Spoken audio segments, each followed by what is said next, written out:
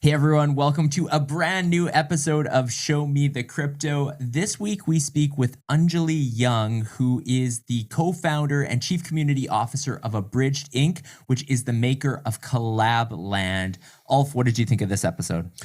Well, speaking with Anjali was so cool to learn the story of Collab.Land, who created the first token gating functionality, which is so cool because it's very commonplace today, but what didn't always exist. And so to learn all about their journey to get there, which involved many different pivots and adjustments, they didn't start that way. They started with a whole nother different platform and slowly moved their way into that sort of solution, which is now hugely popular with over 41,000 communities utilizing Collab.Land. I think it was just such a cool story to learn, and how really the crypto space has evolved as a whole in terms of the importance of community. Yeah, that's what this episode was about. It was about community. We get Anjali's full story. We get her thoughts on the space, bear market thoughts on building Collab.Land, social tokens, all sorts of things. You're really going to enjoy this episode. Show me the crypto. Show me the crypto. Show me the crypto. In a world on the brink of disruption, two men will bring you clarity by interviewing some of the most intelligent and influential names in the blockchain world. Welcome to Show Me the Crypto with your hosts, Wade Patterson and Ulf Lonergan.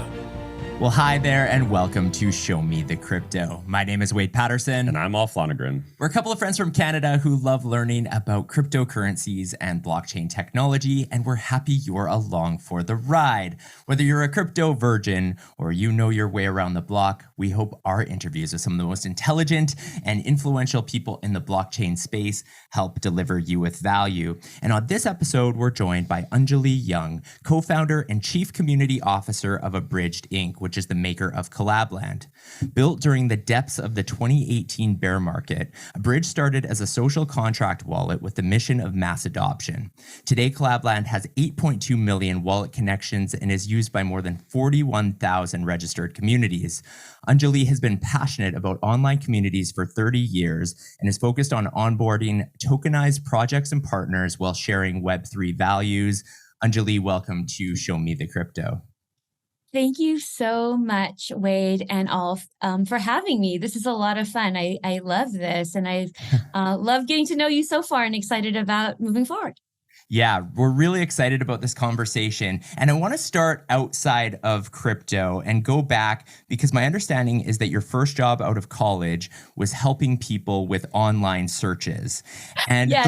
the reason I bring that up, one, I want to know more context about that job. That's part one. But part two, I'm curious, what is the comparison between that and now that we have AI and AI prompting and people teaching people how to prompt? Do you see any similarities between those two things? Oh my word, it is the exact same. And it's funny because same thing. We've been thinking about the same thing, because I was just talking about that with my husband this week, which is like now with AI prompting, and there's actually like jobs for AI prompt people to make AI prompts. And we were talking about, it's like we're teaching people how to use AI.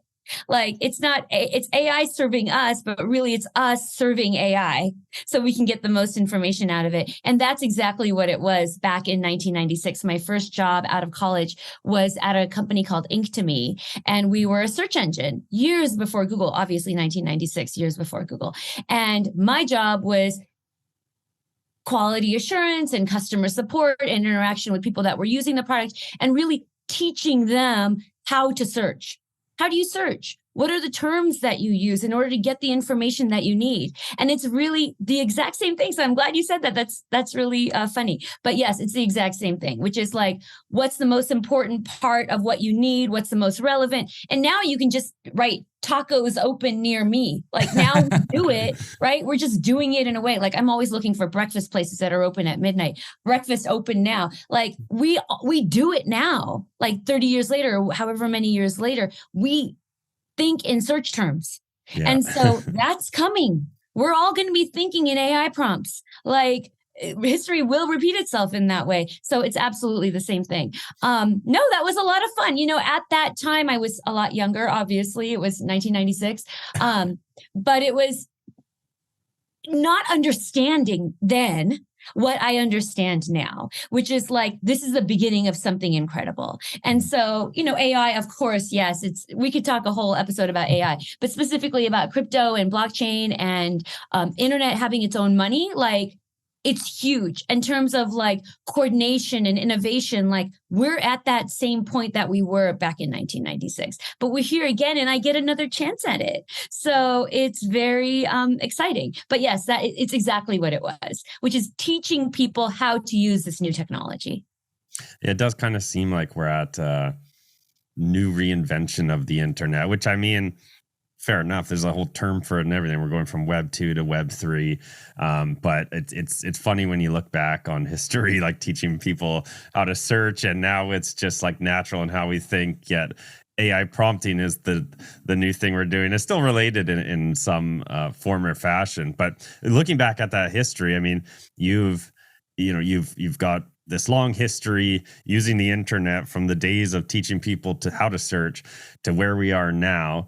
And I'm curious, like, where along that journey did crypto come into your life? And, what was your initial reactions and what got you sort of like into this space? Yeah. Well, even before 1996, I mean, I started in online communities in 1993, end of 1992, where I was dialing up. We used to have a thing called BBSs, which is like bulletin board services. I mean, yeah. You guys are too young for that. Yeah, I know. But I would just have my modem and my phone and tell my family to get off of it. And then I would be dialing up and just meeting other people I grew up in Los Angeles, meeting other people in Los Angeles that were just interested in this new way of communicating. That's it. We didn't really have much in common at all, other than the fact that we had found our way to this dial-up server somewhere, which I don't even know where it was. And we all found our way there, and we were getting to know each other through this new medium, which was online digital. It was just like black and green letters at that point. We used to have, we didn't even have images. And so we'd put like X's and O's and ones and letters and make little images and call them macros. I don't even know what they're called anymore, if they still even exist, but that's all we had in common. And so through the last 30 years or whatever it's been, 30 years this year, online communities have always been a part of my way I socialized, the way I worked, the way we built our family. I mean, online communities have just been interwoven with my IRL relationships, like the number of relationships that I was managing online and people I was meeting online and people I'd never met in real life, but were still close to me in some way, in some capacity. Like that relationship, I wouldn't even say those relationships supplemented my IRL relationships, but they really were symbiotic. So 30 years of just knowing, being very comfortable and knowing how to be online. I can't even say knowing how to be online, because from the time I was my own person, I have been in online communities. And so it feels very natural to me. It doesn't feel really any different than meeting people in person. Maybe people are nicer in person, I'll say. But other than that, I mean, the level of, they don't have their anonymity. Yeah. People are more willing to be, bring out some parts of themselves that you wouldn't do if you're, meeting each other in person. But other than that, I'm very, they feel very natural to me. Both spaces feel very natural to me. And I feel very comfortable being my authentic self in both spaces, mainly because, now at the end of my 40s and like 49 now, compared to like 18 or 19 when I started, that's like my entire adult life of like knowing how to represent myself online. And so, so getting back to how I got into crypto. Okay, so crypto didn't interest me initially. My husband, who's my co-founder, we have three co-founders. My husband and myself are co-founders in Abridged, and we also have a third co-founder, Raymond Fang, who is a open source advocate and has run an open source project for 10 years. And also the project that the entire infrastructure that Collab.Land is built on Loopback, which is an open source project that he co-created. So those are the three co-founders. So initially I wasn't interested in crypto. I mean, from my husband's perspective, it was all, he's a developer. So it was all very like tech, like tech. And he's kind of a futurist when it comes to tech. And so, I've been on this road with him for years. This year is actually our 28th year together. Wow. So we've Congrats. been through a lot. I mean, the entire internet, and I've seen him be involved with, video streaming years before YouTube and online gaming years before other online games. So it's like, he's always kind of been on to the next thing. And so I thought, okay, whatever, this is just kind of another thing. I wasn't even exposed to the financial side of it. It was just oh my gosh, blockchain, this is going to change everything. It's interoperable. We can all work together. This is a coordination tool that we haven't seen at this scale for a very long time. And so I was like, okay, that's interesting. But from his perspective, it was all like a developer engineering focus. He's a layer two, or he began as a layer two researcher for Ethereum. So, that's kind of where his space was. And just to jump back, at what time, like timeline wise, when was it that you actually heard of crypto, and what was it? Was it Bitcoin? Was it Ethereum? What was that intro point? Yeah. I mean, I knew about Bitcoin, but it was more just from the culture of what was going on, more like rap culture and like city culture, like urban culture. I was learning about people talking about Bitcoin, but again, I wasn't interested in it. Gotcha. And then it wasn't until Ethereum.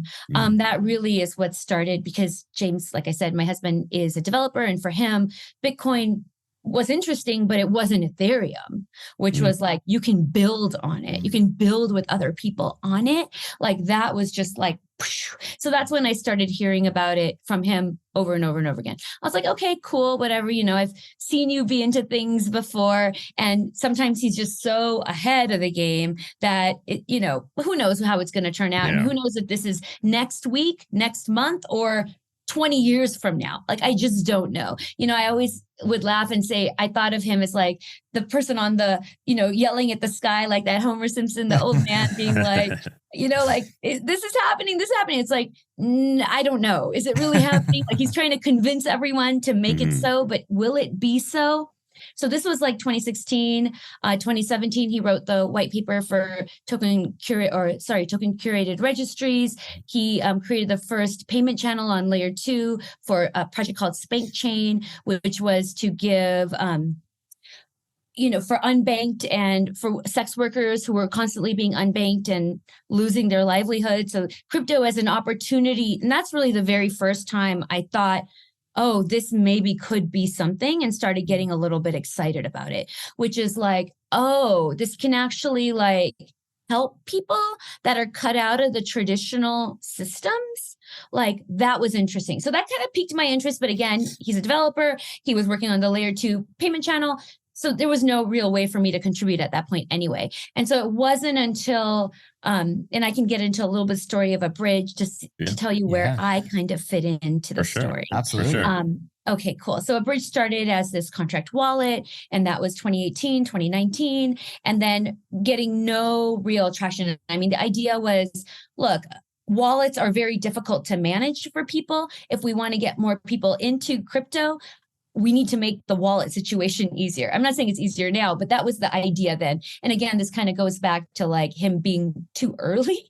But at this point, it's like, how do we get more people to create wallets and start to be involved in this new world we're trying to build, right? Like this new world building we're trying to do. Maybe if we make the wallet situation not so intimidating, maybe if we have social recovery. And the whole idea behind this contract wallet was social recovery. So it's like, I lost my seed phrase, and now what do? I don't know. I lost it. It was on an old computer. I threw it in the garbage, whatever. I had it on a piece of paper. My dog ate it, whatever. Well, now I can like have 5 or 6 people that are trusted, that may not know each other, that all have some part of it, that now I can like get, crawl my way back to my seed phrase using social recovery. And the idea was, look, right now we're coming from Web 2, which even the concept of Web 2 didn't exist then, where people can just, if you lost your password, we all just get it again. Like none of us have this concept of like lose your password and it's gone forever. And so how are we going to get people who are used to just being able to like one button click and get their password back to now be in this new system where you have assets, right? Financial assets or tokens of some sort. And once you lose your password, they're just gone forever. Like that's a steep climb. Oh, yeah. And so that was kind of the original idea of like how to get more people here. Mass adoption has been really the goal from the beginning, but that was the initial approach to mass adoption, which is like make the wallet recovery, seed phrase recovery process simpler through this contract wallet. That didn't work. I'll say that didn't work. And that's kind of the story of startups. You know, you start somewhere and you have to just throw things out there and hope that they work. And that's really the story of Collab.Land. So from 2018 to 2020, you know, just trying to get investors, trying to get people to use it, trying to make relationships. Again, like you said, heart of the bear, like the bear didn't, even now it's like, this is a bear and it is hard. And we can talk about that a little bit later. But back then it was like tumbleweed, like no one answers your email.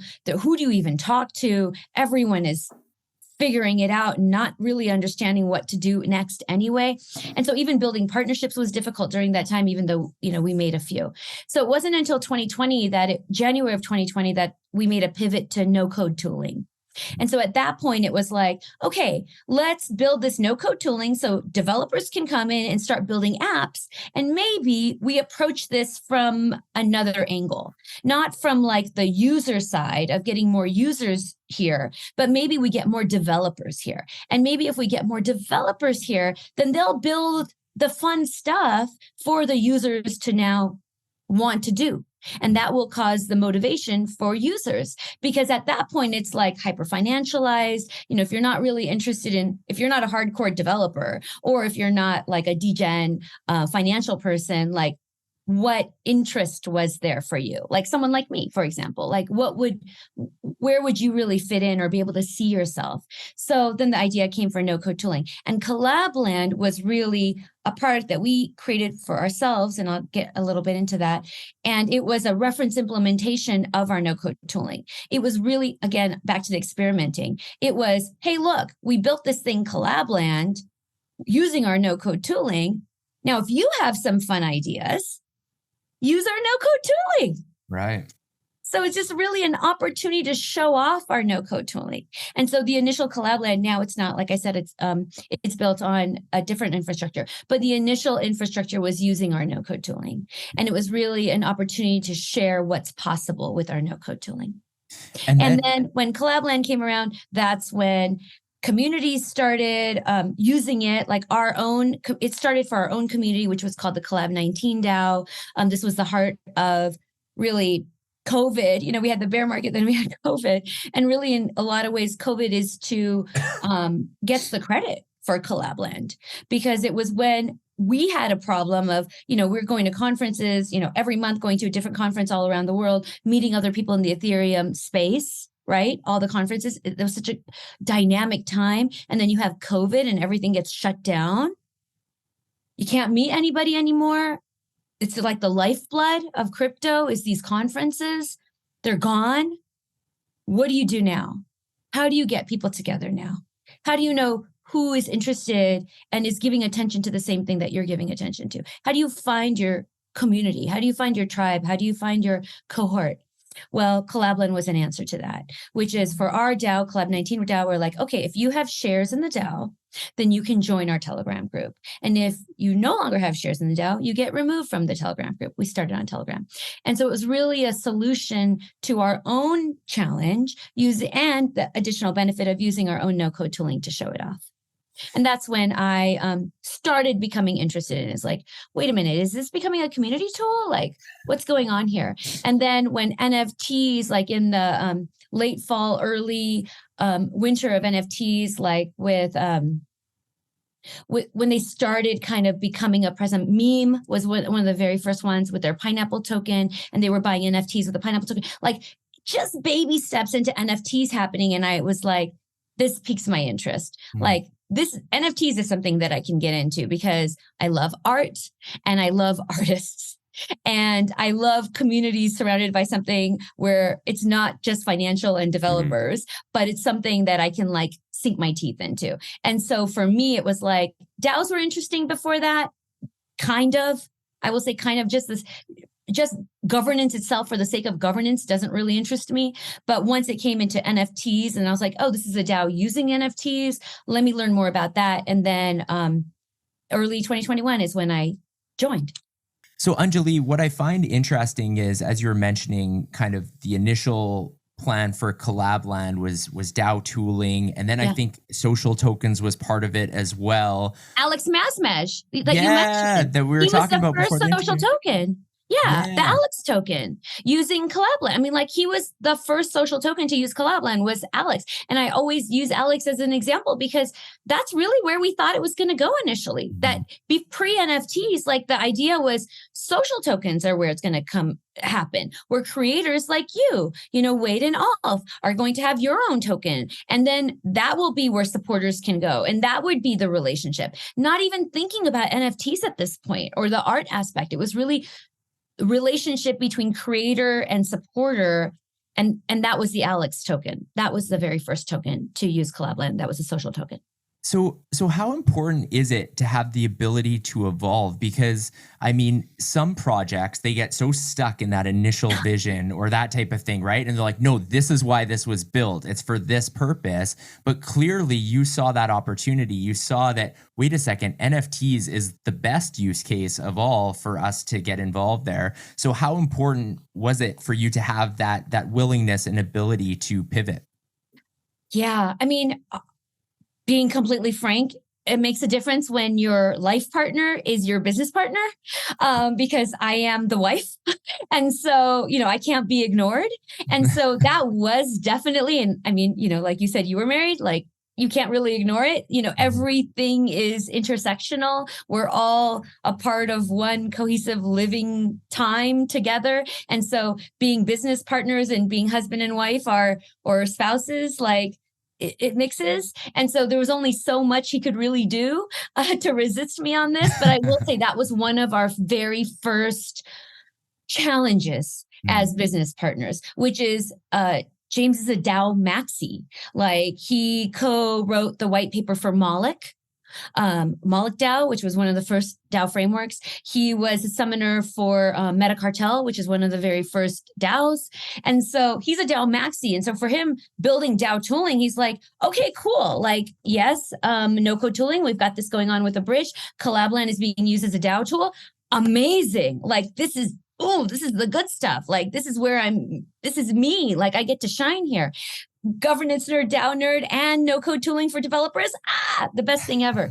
But for me, it was like, wait a second, like instead of going up the DAO stack, which is really what he wanted to do, like the next 6 months, like building this for DAOs and this for DAOs and this tool for DAOs. I was like, hold on, let's not go up the DAO stack, but let's go wide here to include NFTs because people like me are going to be interested. And I haven't been interested before. And so if the whole idea is mass adoption, if the whole idea is to, what I say, bake a bigger pie, build a longer table to bring more people into the space, like, let's do this. And we know art, creatives, like they spark imagination amongst all of us. Like, yes, okay, money is exciting, but really, what are people using money for? Like, you have to think about it. Without creators, without artists, without musicians, without drama, without musicals, like, where would we be? That's really where our culture, where we shine as human beings. And even when you talk about AI, it's like someone has to feed AI. And so it's always going to be about human creativity, human innovation. And I was telling him, like, can we do this? Like, let's just do this. And honestly, I can't remember if there was one moment where he's like, okay, fine. Like, I don't know if it was like that, but, a slow evolution toward like, or quick evolution, I can say, of like, initially, let's just not pivot away from DAOs, but we have this DAO tooling already, which is being able to allow DAO members to come together, which was revolutionary at that time. You couldn't do it. And so already we are, creating the membership for DAOs to exist. But now let's see about NFTs. Like now the people are buying these NFTs. They're going to want to meet other people that also have the NFTs. There is a community here that is going to really need this. So let's just drop that idea down a little and let's just investigate what this can be. And really the motivation around that was bringing new people into the space, which, like I said, mass adoption. And for me, it was like, look, I'm here. I find a purpose here. This is interesting for me. And from our years, I wasn't interested before. How many other people are going to be like that are going to be interested like me? So even though I didn't create Collab.Land, it wasn't my idea. Like I do, I have my thumbprint in it there. So that makes me feel pretty good. Well, it's interesting on the subject of NFTs and community around NFTs, because when NFTs first started sort of popping off in the space, I don't think it was about community so much. People were more interested in, quick flipping, buying NFTs to flip them and make money. But there was this growing side where there were the true collectors who wanted the art, who were interested in the artist, but there was a lack of community, I feel like, in the beginning.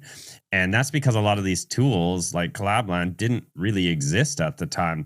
And so buying an NFT was just like something you could buy to show off for clout, or because you wanted to collect it, or because you wanted to flip it. But there wasn't really this whole big community behind it necessarily. But flip forward to today and sort of that quick evolution of NFTs and that whole space.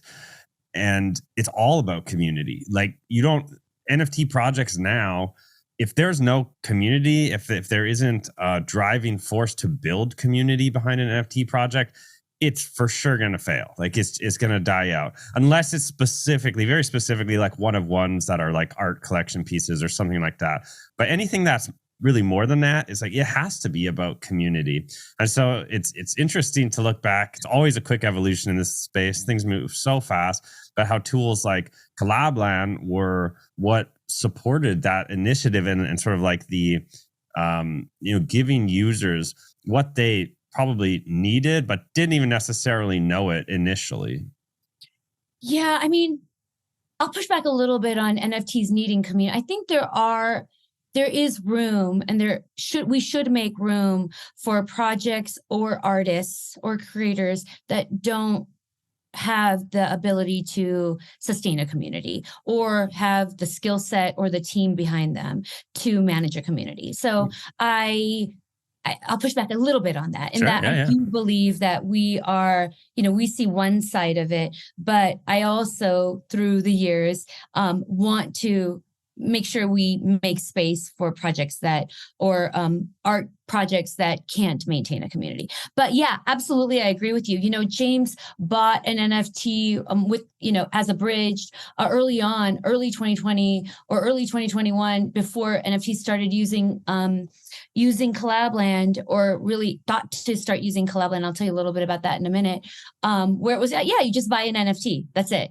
And then even with Meme and Pineapple, like they were buying NFTs, but there really wasn't anything else to it. It wasn't the concept of a membership or an identity around it, or like a community around it didn't exist. And so really I credit Bored Ape with this, because Bored Ape started using Collab.Land without anything from us. Like I did not reach out to Bored Ape. I knew that was happening, but I didn't approach them and say, hey, use Collab.Land. But once I saw that Bored Ape was using Collab.Land, I was like, started doing outbound research, or outbound, knocking on doors, pounding the pavement.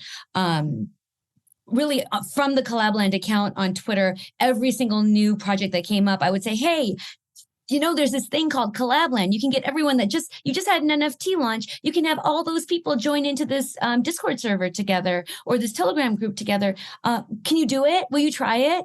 And so that was literally me like asking everybody, but it was really, and I credit Bored Ape from the beginning of having that, using Collab.Land from the beginning, like knowing like, oh, we want to do this. And so, yeah, that was the beginning of Bored Ape. So, but pre-Bored Ape, yeah, that's absolutely true. Where you bought an NFT and it was like, yes, maybe you're joining a server, but you don't know who's the holder, who's not a holder. The thing about pre-tokenized communities is you have to deal with a lot of trolls, right? People that are there. I mean, if you've ever been a part of online communities, I'm sure you have.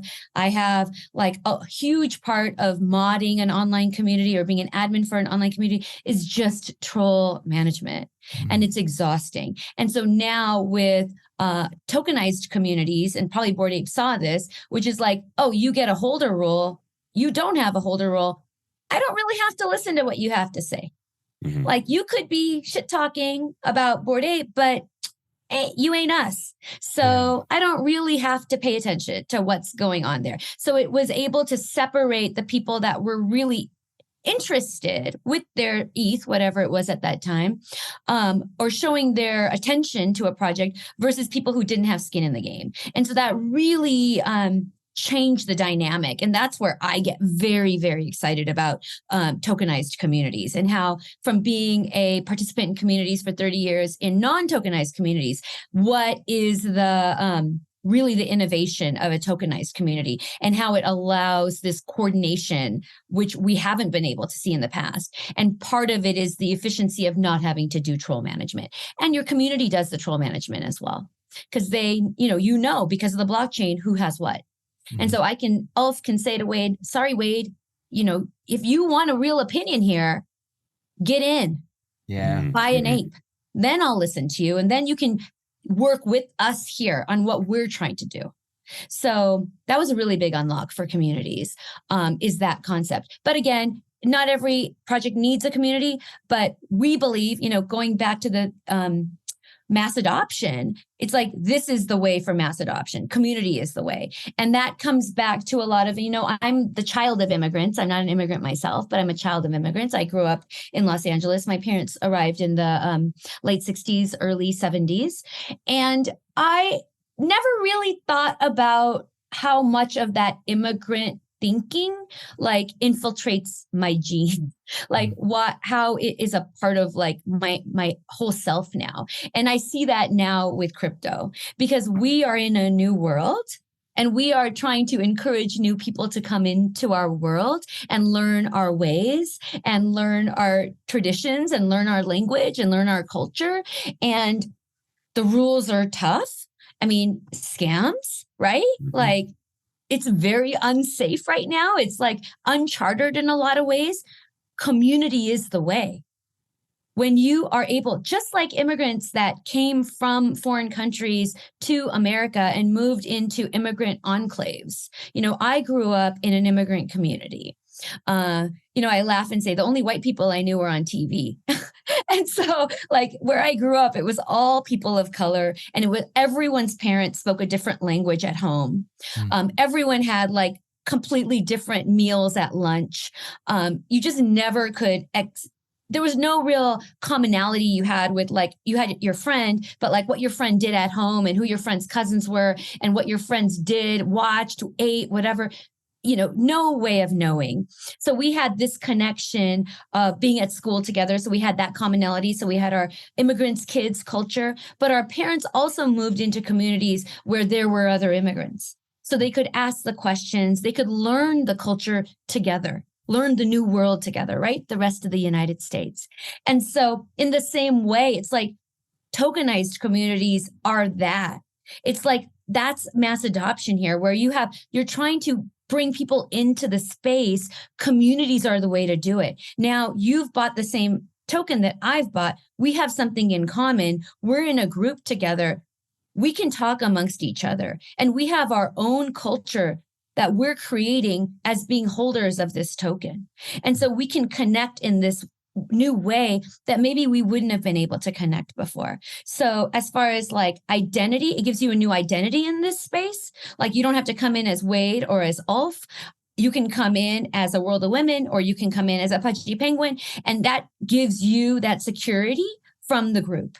So communities are just make sense on a very deep down level, and that's why they need to be supported. And I don't remember how we got to this question, because I tend to I warned you. No, it's all good. And one thing I'm curious, kind of piggybacking on what you were just saying there, two things, I guess. First off, was Collab.Land then kind of the first official form of token gating? We created token gating. Yeah. So that's awesome. That's so cool. Yeah. And then I guess the second part is you mentioned Bored Apes. You utilized Collab.Land. Was that the tipping point for? Because I heard you on another interview. You were talking about the fact that you were door knocking. You were the one being like, please use Collab.Land. Like we've got this tooling. And then there was a shift where that you didn't need to do that anymore. People were coming. It wasn't Bored Ape. Bored Ape was an early adopter of Collab.Land. Bored Ape was not the tipping point. Bored Ape was what we saw. I saw like, okay, this is happening. Okay. Let me start now knocking on those doors. It was really the inspiration for me to start knocking on those doors to say, Bored Ape is using it. This is it. Yeah. This is the good stuff.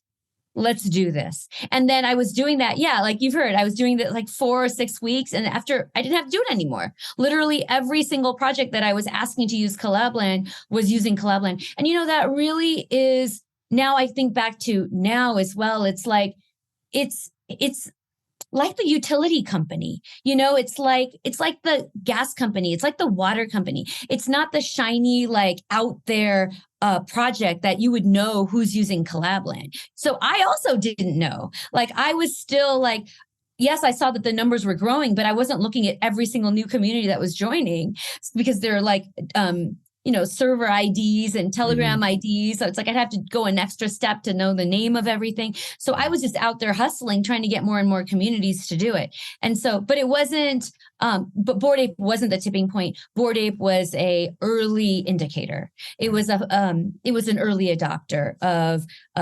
NFT community. So really there to credit with that idea of turning an NFT project into a community. I was already watching NFTs and, we were thinking maybe social tokens. And then when NFTs came around, it was like, oh, this is interesting. But it was Bored Ape that was like, they're going to like this. This is something everyone should be doing. And this was not when Bored Ape was Bored Ape, right? So it's like Bored Ape wasn't the tipping point because Bored Ape it wasn't what it is today.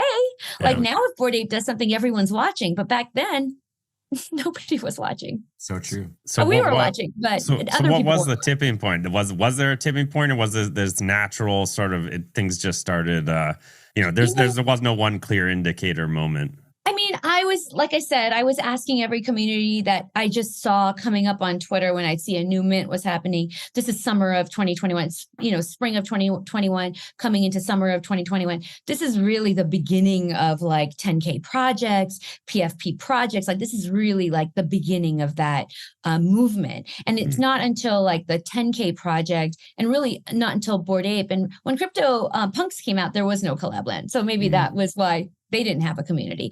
But it wasn't until Bored Ape and the 10K community or 10K project came out and PFPs and being a part of something like that's really what made Collab.Land have its like giant like taking off moment. Yeah. And that was 2021 and also all through 2022.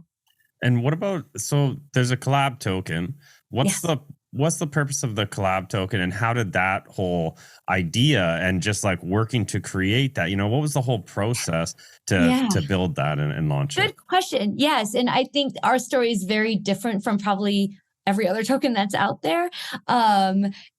Tokens. So Collab.Land started in May of 2020. So it's going to be 3 years next month of Collab.Land. Awesome. Congrats.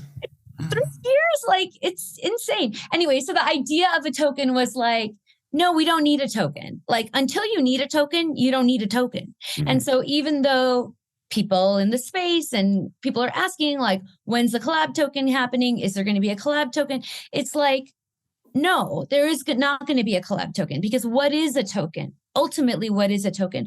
A token is for coordination. A token is a coordination tool in the way time itself is a coordination tool, where now you can show who owns what and you can work on something together. Like this is an opportunity to coordinate together with other people that have your same interest, right? Skin in the game, just like what we've been talking about. So what was the purpose of Collab.Land having a token? It wasn't until we felt this is it. Now we have a need for community ourselves, and we are opening up our platform to include other voices that we needed a token. And so our token came out in February of 2023. So now it's been a couple of months. The claim period ends on May 23rd.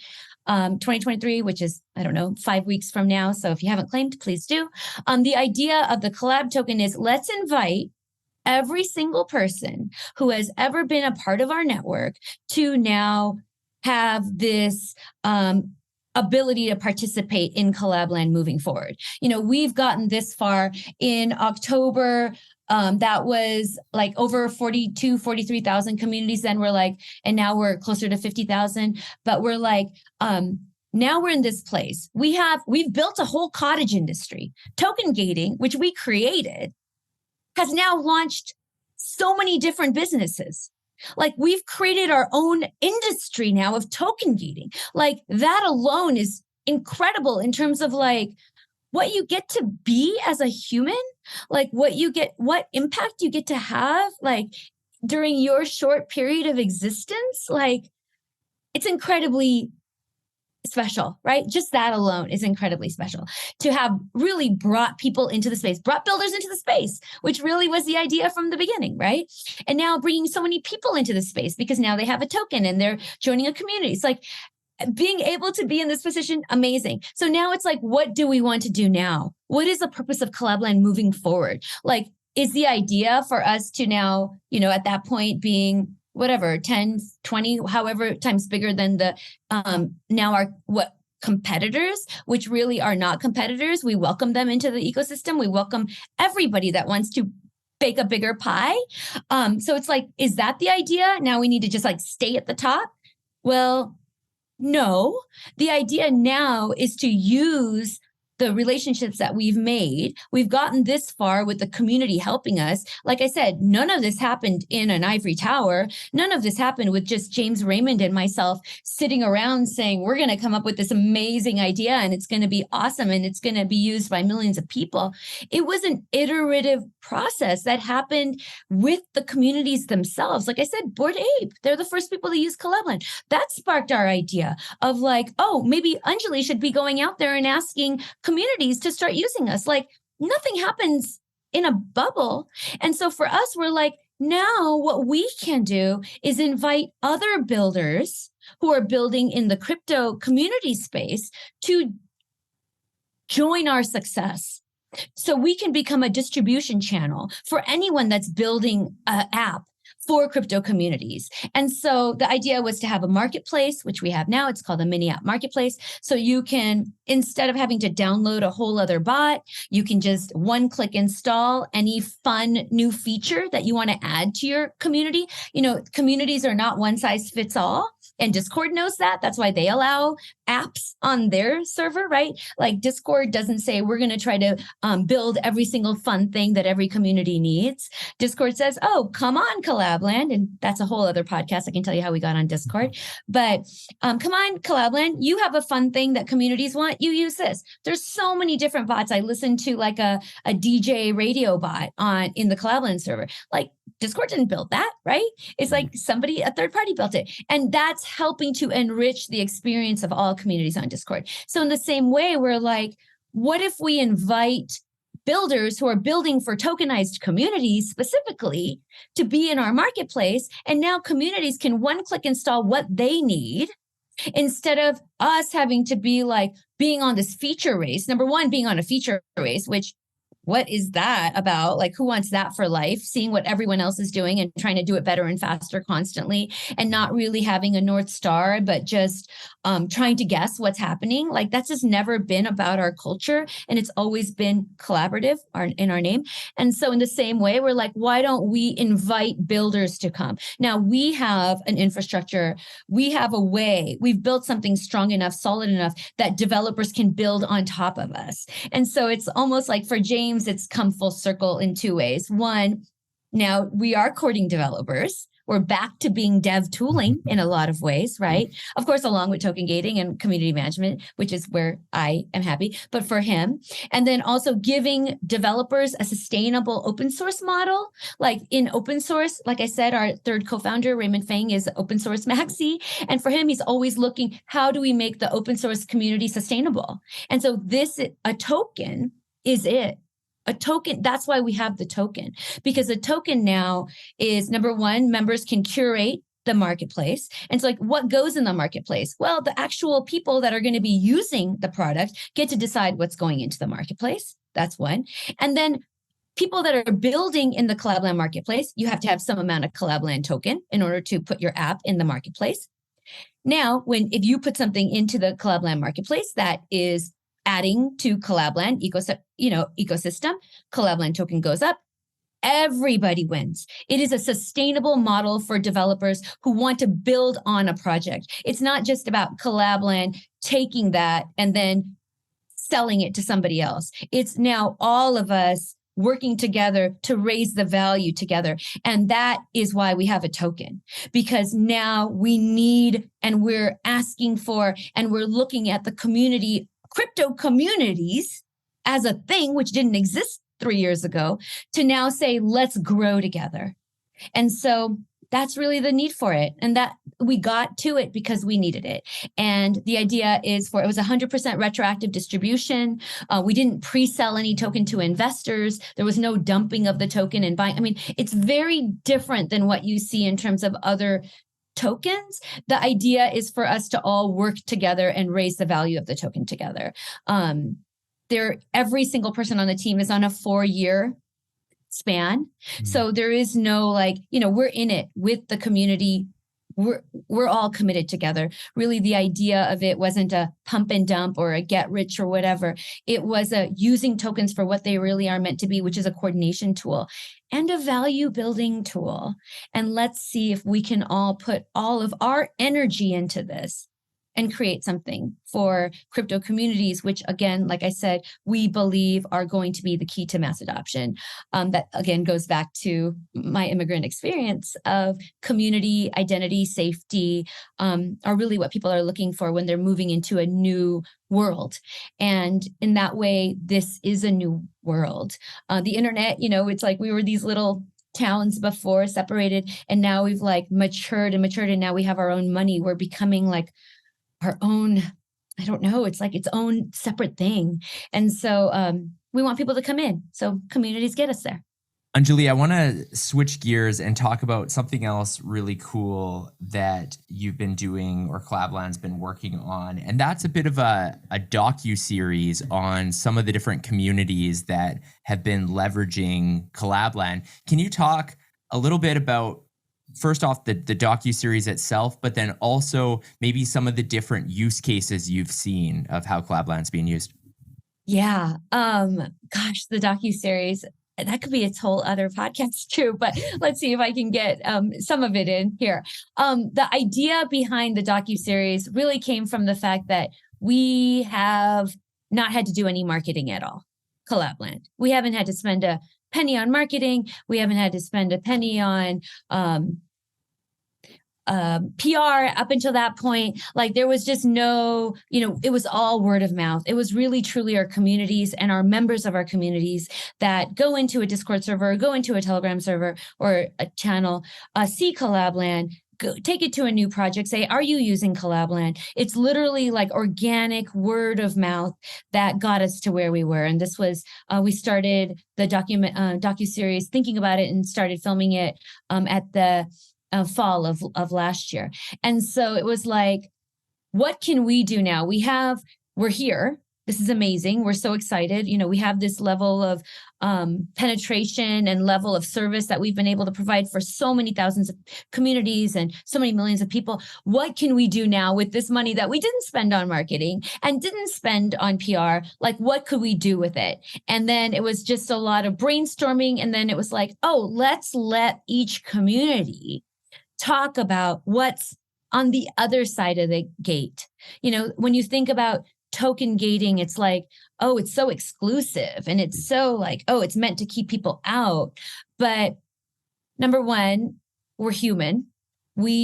Status matters. Keeping people out is kind of what we do. We tend to find groups, and we don't think of it as keeping people out. We think about who we're with and what we're doing together. You know, like I said, even with immigrants, they move into an immigrant community, not to keep people out, but to be within the people that they have some common interest with. And so we're like, there's so much happening on the other side of the gate. That's where Collab.Land, that's where our focus is. Our focus is not in all the people that are being kept out. Because look, maybe this community isn't right for you for whatever reason, but there are going to be other communities that are right for you. Or better yet, see yourself in one of these documentaries and create your own community. Inspire people to create their own communities of like-minded individuals. Like, don't think about how someone's keeping you out. Think about, so anyway, the focus being what's on the other side of the gate. And so a documentary series seemed like a lot of fun, and being able to create something beautiful and interesting and digestible for non-crypto audience, again, goes back to our North Star, which is mass adoption. It's like, how are we going to get more people here? Well, if they knew what we were doing, they would fucking come. Yeah. Here. And Like, kudos to the docuseries, the quality of them. By the way, if you haven't seen them, go watch some, because they're, like you said, they're very digestible. They're not long. They're nice, like 5 minutes or so. I'm sure some are a little longer or shorter, but they're like very high quality. It's very well done. It's like if you were watching a high-end documentary on Netflix or something, but short, And it's they are great stories. The one I watched one recently, the Steve Aoki story, and that one was really cool to me to learn about. Mm-hmm. Yeah. And that's kind of the idea, which is like, they're bite-sized because, they have to be affordable for us to do. And like, how many can we do in the budget that we had? And so we thought, okay, let's make them shorts. And shorts are great because you can watch one pretty quickly. There isn't that much of a time investment. And if that's kind of even for the crypto audience, because short attention span. Yeah. So really, with TikTok and Instagram Reels and everything, like, that's kind of where we're at, right? Like, people are willing to even 5, 7. I think the longest is 8 minutes. So maybe that's even too long. But like this bite size, like, if you're interested, this isn't too much. You might be willing. You may not want to watch a 30-minute one or an hour on something, but you know what? A little 5, 8 minutes. Yeah, let me see. I might be interested in that. And so we really wanted them to be beautiful. Like, that was really one of the main things for me was like, I want it to be beautiful. I want the music to be really good. I want the graphics to be really beautiful. And I want the story of the human, the person behind it, to come out. To, like I said, like, I like to get to know people. Like, that to me is the most compelling part about what we do, is we get to have these relationships. Like, people are getting to meet each other, know each other, despite all their differences all over the world. It's a global culture that's forming. So I really wanted people to be able to share that human side of themselves. So yeah, that was the idea. It was, how many do we do? Who do we ask? Like, there's so many stories to be told, like, really, with Let's Form Group, which is what we called it, which is kind of a meme, right? Let's Form Group. It just worked out perfectly for us, because we were like, LFG, let's form. Yes, thank you. Thank you. Whatever world came from that. I think it was it was fun. It was like some mainstream media person that said LFG was Let's Form Group. And then everyone started using it. And I was like, what is Collab.Land really? That's what we are. We're Let's Form Group.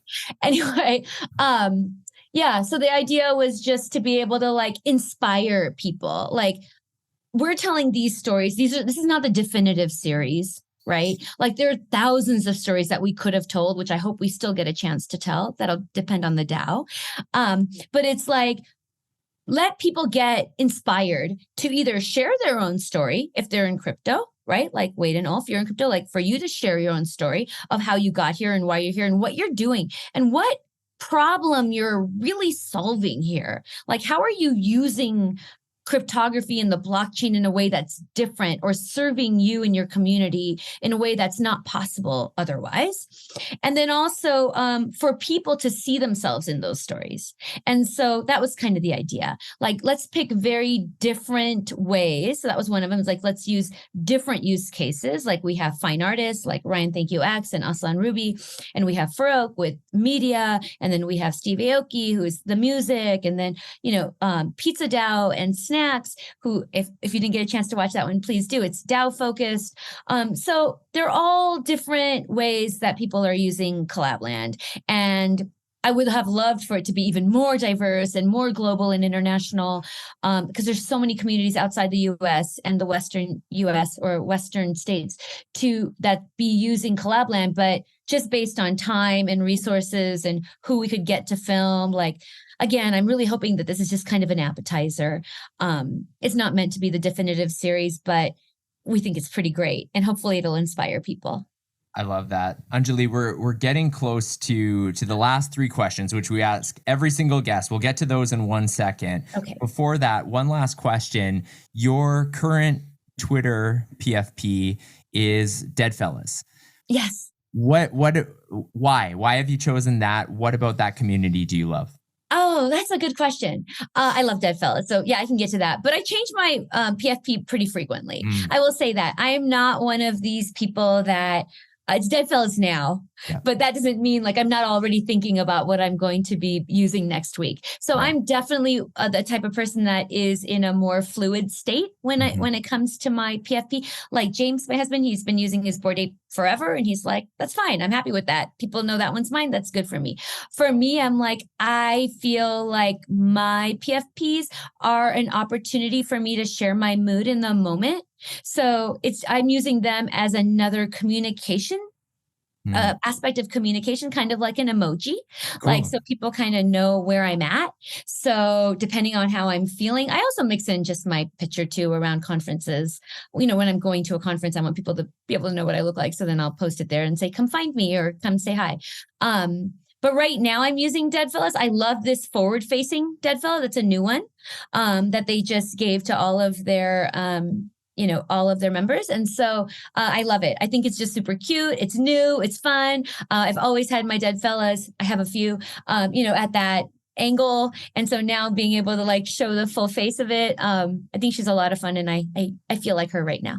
Nice. Love it. Love it. Well, as I mentioned, we ask every guest the same 3 questions. It's a segment we call You Had Me at Crypto. Ulf is going to ask you those questions. Okay, Anjali, you ready? Yes. All right. The first question, who is your favorite person to follow in the crypto space? Oh my gosh. You have to just choose one. So you're going to make a ton of enemies. Oh, yeah. They're tough Wait, ones. what? That's so crazy because I follow so many people. I don't even know if I have a favorite. It's going to sound like a wishy-washy answer, but I promise I'm not trying to be wishy-washy. I will absolutely give you my hot take if I could think of even 5 that my top 5, like I literally follow like so many people. Oh my gosh. But I love Betty, like talking about Deadfellaz. I would say I love Betty. I love her. She takes a lot of shit. She has to take a lot of shit and she rises above it and it is inspiring. And so I appreciate her willingness to be authentic. Authenticity is so important. And so the fact that she's authentic, I think is amazing. So I think that buddies up well with using my Deadfellaz PFP right now. Awesome. All right. Question 2. What will the price of Bitcoin be 10 years from now? We're going a decade out. Oh my gosh. So what is it right now? It's 30,000 right now? Yeah. Just give or crossed take. 30, Yeah. Okay. Oh my gosh, that's so hard because I know everyone's a little bit bearish about inflation right now. Are we going to base it on US dollars? So right now, you got to do some mental math here. Let's do it. Let's do it in terms of ETH. How about that? So ETH is 2,000 right now and Bitcoin is 30,000. So what is that? That's 15 ETH. One Bitcoin is 15 ETH. I definitely see Bitcoin continuing to rise. I also have some Bitcoin now. I bought it after that Balaji's prediction. I'm like all of my I'm pretty much in ETH. I have a little bit of optimism in Polygon too. I'm like, okay, I'm going to diversify and buy a little bit of Bitcoin because of that, because I'm like, what's good for blockchain, the cryptocurrency, what's good for Bitcoin is also good for Ethereum as well, and also for everybody else. And so I will say 10 times. 10x? So 10x. Okay. I'll say 10x. So Bitcoin 300K, Ethereum 21K, 21K, something like that. Oh no, that sounds bearish for do you mean 1 Bitcoin will be 10 Ethereum? Is that what you meant? Okay, gotcha. Yes. Okay. So both will Oh, rise. sorry, but no, Ethereum- 10 times what it is now. So one Okay. Bitcoin would be 20 Ethereum. Okay. Oh, wait, what is it right now? 15? This math So is 150, confusing me. Ethan. Oh my gosh. Yeah. All right, I've messed up this game. Sorry. If somehow, watch, 10 years from now, we're going to go back to this clip. And figure although out it all the seems math. confusing now, it's all going to come It's into gonna make place. And you're going to be like, sense. see, Yeah. I Well, told You're you. gonna I'll tell nail you. it. Right. Yeah. I'll tell you that so I'm a lawyer by education, and my first day of studying for the bar, the instructor had said, like, look, I know none of you are good at math, otherwise you would have been doctors. Love that. And we were all like, yeah, pretty much. So I shouldn't have thrown in any additional math situation there. Anyway. Oh, we're good. We'll come back and we'll figure it all out 10 years down the road. Yeah. Cool. All right. Third question. What is the most underrated project in the crypto space? Oh my God, that's incredibly difficult. I'm going to say Collab.Land. Other than Collab.Land. It's the Oh, one no stipulation. shilling, It's no the one shilling. yeah, we don't allow people to talk about their own product. Not because it might not be, but just we got to play by the rules. I think that's really hard because I am, and this kind of goes to just being tired and, having to do chores on Saturday morning at 6 a.m., that's just where my whole world is right now. Like right now, my world is Collab.Land and the larger crypto community space. Like we're dealing with an existential crisis to crypto communities right now in a bear market where people use the word community as like a joke and they don't really take it seriously. And all the people that were interested in communities before are now, down about it because numbers not going up. And so there's just so much flooding going on